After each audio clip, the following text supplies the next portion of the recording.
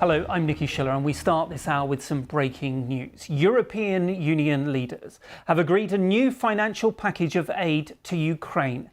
The announcement was made after talks at the European Leaders Summit in Brussels. The deal involves 50 billion euros of military and financial assistance. Hungary's Prime Minister had previously blocked the package. It's understood there will now be review periods built in. Ukraine has welcomed the deal, calling it an act of solidarity in the war against Russia. Well, let's go live to our correspondent, Sarah Rainsford, who's in the Ukrainian capital, Kyiv. Sarah, the President of the European Council saying it locked in steadfast, long-term and predictable funding for Ukraine. I assume there is a sigh of relief there.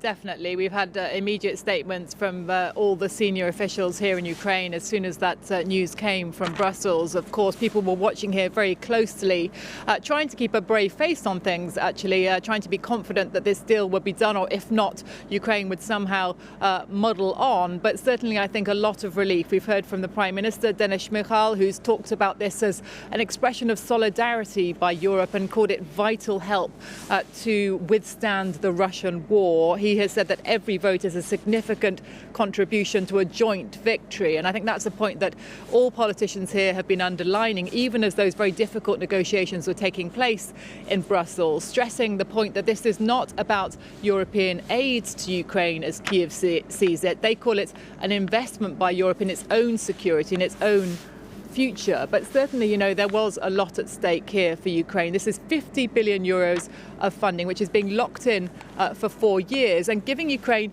some kind of stability and ability to plan going forward in what is becoming a protracted war. Because, of course, it's not just about the missiles and the ammunition supplies and the sanctions. All of that, of course, Ukraine keeps saying is absolutely vital. But it's about the money just to keep the budget afloat, just to keep paying the pensions, paying the wages, and to keeping the heat on here in Ukraine as well. Yeah, so this money does actually affect everyday people, not just the troops on the front line.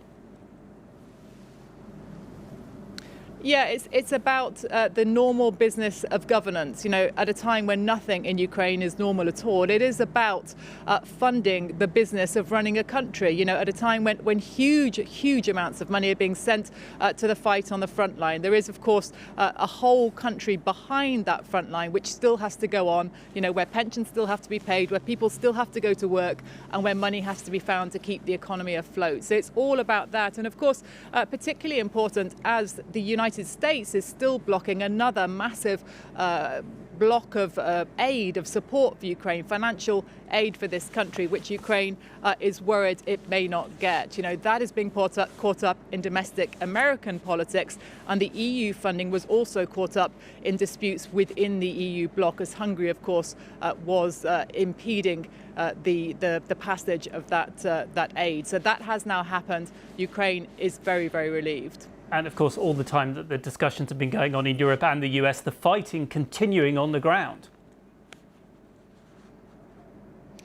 Of course, and that's what it's all about, and I think that's why the messages coming from Kyiv have been so firm on saying that this is about a joint effort, saying Ukraine is not fighting just for itself, just for its own survival. Of course, it is doing that, but also fighting for a much bigger